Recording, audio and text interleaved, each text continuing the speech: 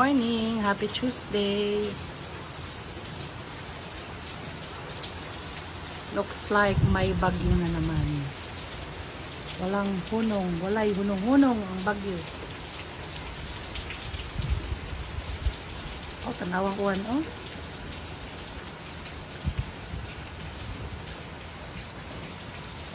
Yan palang bahay ng aking pinsan.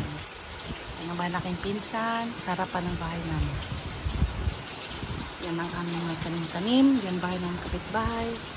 Magkasikit-sikit ang balay. Sikit-sikit. Pero pag may mga tanim-tanim, nakakatulong para hindi masyadong mainit. Maganda din tingnan pag green.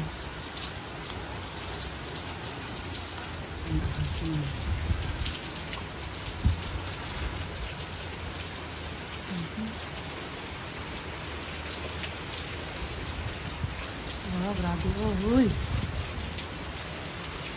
Kasi ulan. Hindi ka close to store.